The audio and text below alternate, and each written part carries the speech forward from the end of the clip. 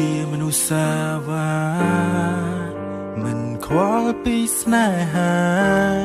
យល់ត្រឹមអារម្មណ៍ខ្លួនឯងសូមអូ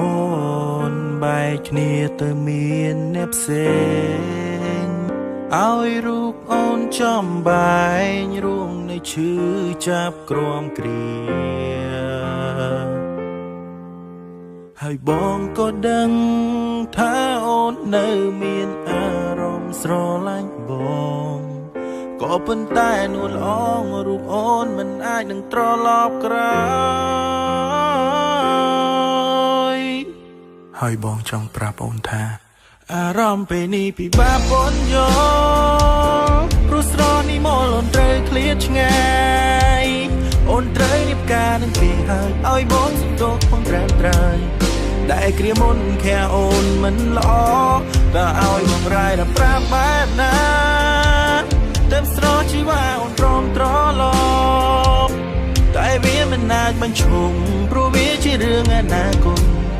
សូមឲ្យអូនបានសុំនឹងគេបងជូនពរ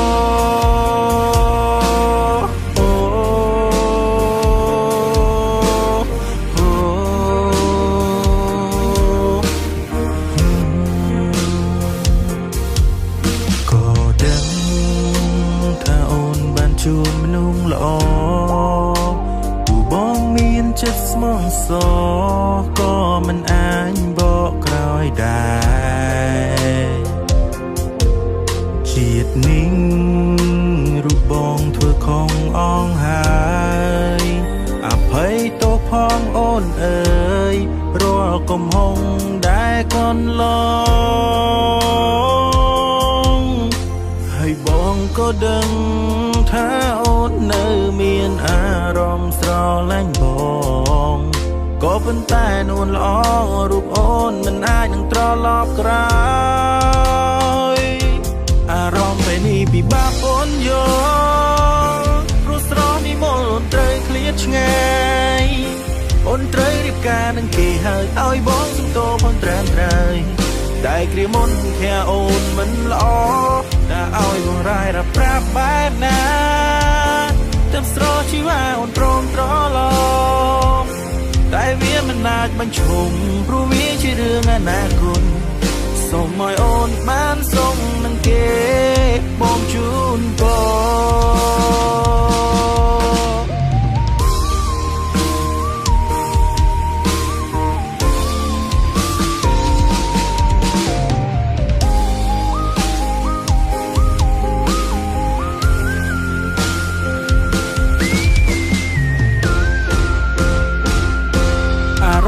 នេះពិបាកพ้นយកព្រោះស្រនេះមកអូនត្រូវឃ្លាតឆ្ងាយអូនត្រូវរៀបការនឹងគេហើយឲ្យបងសុំទោសផងត្រែមត្រូវតែគ្រាមុនខាអូនមិនបានល្អតែឲ្យបងរាយរាប់ប្រាប់បែបណាទៅស្រស់ជីវ៉ាអូនព្រមត្រឡប់តែវាមិនអាចបញ្ឈប់ព្រោះវាជារឿងអនាគតសូមឲ្យអូនបានសុំនឹងគេបងជូនពរ